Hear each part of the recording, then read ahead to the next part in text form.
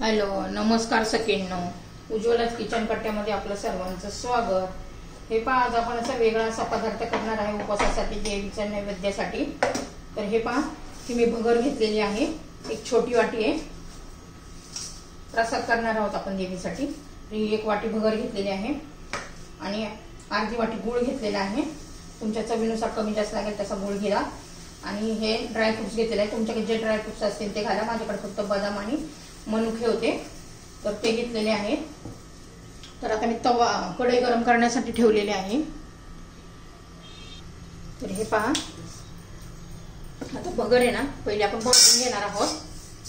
गोडाचा नैवेद्य करणार आहे मी आज.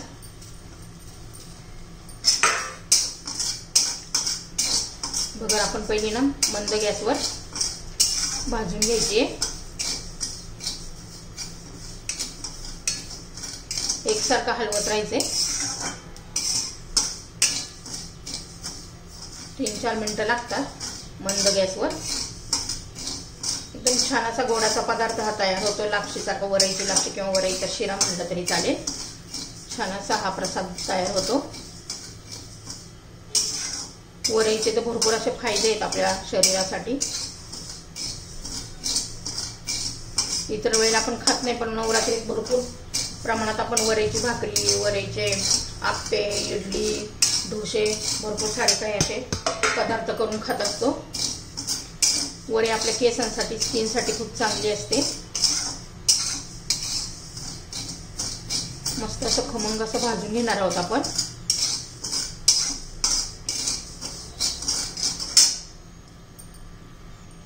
हे पहा, छान असं आपलं आता भाजून झालेलं आहे. आता मी काढून घेते.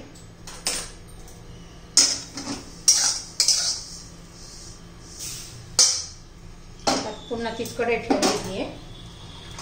त्याच्यामध्ये आपण 1 चमचा तूप घालू.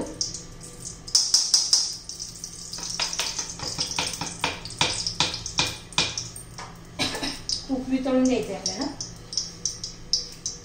त्याचे बदाम आणि मनुके चांगले तुपामध्ये भाजून घ्यायचे,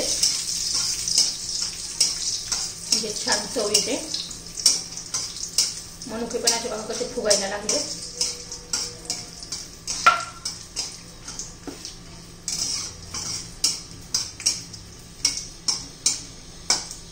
बघा, छान असे आपले बदाम ते भाजून झालेले आहेत.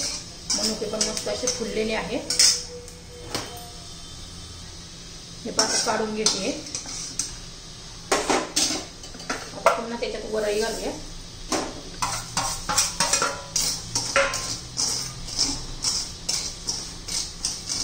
एक ग्लास पाणी घालायचं एका वाटीला. छान अशी उकळी येऊ द्यायची आपल्याला. भाजून घेतल्यामुळे काय होतं, पटकन वरई शिजते.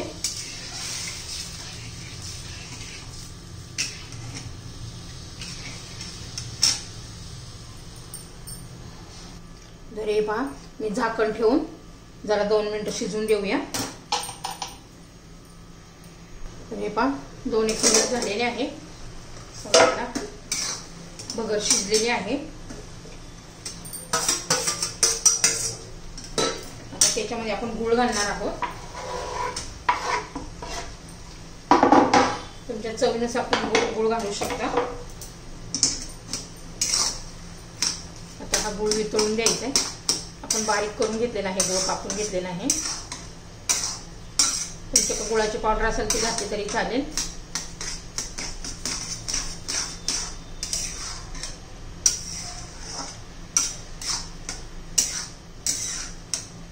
आता त्याच्यामध्ये आपण थोडीशी वेलची पावडर घालणार आहोत.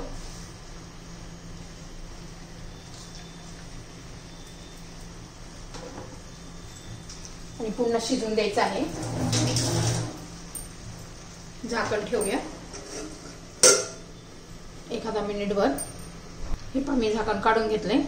बघा, आपल्या शिऱ्याचं कलर बदललेला आहे. आता त्याच्यामध्ये आपण जे ड्रायफ्रुट्स भाजून घेतले ते घालून घेऊ.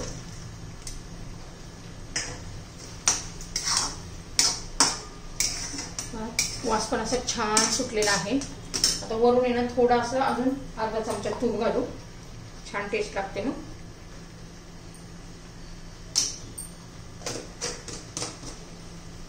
असा एक नंबर हा प्रसाद तयार होतो. तुम्ही नक्की एकदा करून पहा. तुम्हाला जर माझी ही रेसिपी आवडली तर लाईक, शेअर आणि सबस्क्राईब नक्की करा. सबस्क्राईब केलं म्हणजे मला रोजचे माझे नवनवीन रेसिपीचे व्हिडिओ पाहायला मिळतील. एकदा नक्की करा. मस्त आपला हा प्रसाद तयार झालेला आहे. एखादा मिनिट मी आता झाकण ठेवते. तर हे पहा, झाकण काढून पाहूया. आपला प्रसाद तयार झालेला आहे. वरईपासून बनवलेला प्रसाद. हे पहा, आता आपण एका प्लेटमध्ये काढून घेऊया. तर हा पहा, आपला प्रसाद तयार झालेला आहे. त्याच्यामध्ये वरून थोडेसे ड्रायफ्रुट्स घालूया. छान असं दिसतंय आणि एकदम टेस्टी अशी आपली ही रेसिपी लागतीये. तर आपला हा प्रसादाचा वरईपासून बनवलेला शिरा तयार.